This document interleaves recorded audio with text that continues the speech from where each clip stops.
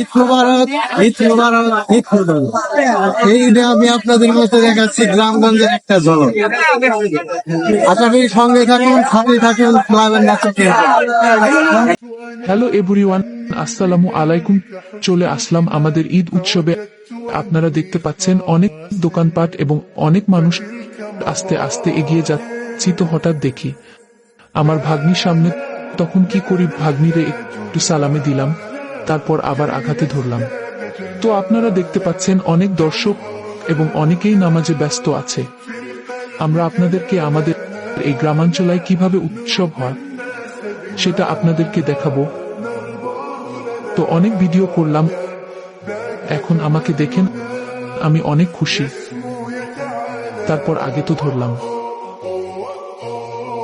আপনারা দেখতে পাচ্ছেন অনেক দর্শক। তো আমরা এখন ঈদগাহ মাঠে এদিকে থাকবো, তো দেখতে থাকুন আপনারা। এখন বাসার জন্য কিছু লইয়া যাইতে হইব, তারপর দেখিয়ে দোকানে দাঁড়ালাম, তারপর দোকান থেকে কিছু নিলাম। তো আপনারা দেখতে পাচ্ছেন অনেক দর্শক। এখন তো চলুন অযথা দেরি না করে মাঠের দিকে এগিয়ে যাই। তো হঠাৎ দেখি আমার ক্যামেরার পিছনে আমার ছোট ভাইরে বললাম যে ক্যামেরার সামনে আসো, পরে আমার সাথে যোগ দিল। তারপর মাঠের দিকে এগিয়ে গেলাম। তো দেখতে পাচ্ছেন সামনে মাঠ, তো আসুন সামনে এগিয়ে যাই। তো সামনে দেখি আরেকটা ছোট ভাই, দেখি যে আমার ছোট ভাই মাঠের সামনে দাঁড়ায় আছে। এখন দেখা হলো, তারপর মুসাবা কোলাকুলি করলাম। এখন দেখতে পাচ্ছেন আমার সামনে ঈদগাহ মাঠে নামাজ পড়তেছে। অনেকে বলতেছেন যে আমি নামাজ পড়ি নাই, আমি নামাজ পড়েছি অন্য মাঠে, আমি এখন অন্য মাঠে আছি। আমি এসে দেখি নামাজ শেষের দিক। তো অযথা দেরি না করে চলুন গেটের সামনে এগিয়ে যাই।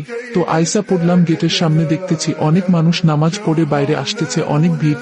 আপনারা দেখতে পাচ্ছেন অনেক মানুষ, কি বলবো, এরকম মানুষ আমি কোনো ঈদে দেখি নাই। এই ঈদে আমার মনে হয় যে অনেক মানুষ হয়েছে। হঠাৎ গেটের সামনে এসে দেখি আমার ভাগিনা দাঁড়ায় রয়েছে। অযথা দেরি না করে আমার ভাগিনা ও আমি আগাতে থাকলাম।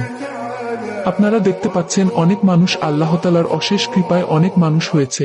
আপনারা তো দেখতেই পাচ্ছেন, সামনে দেখি ঈদগাহ মাঠের জন্য যার যেরকম অবস্থা সেরকম ভাবেই টাকা দান করতেছে। তো আজ এ পর্যন্তই, দেখা হবে সামনের ঈদে। ভালো লাগলে শেয়ার ও কমেন্ট করবেন।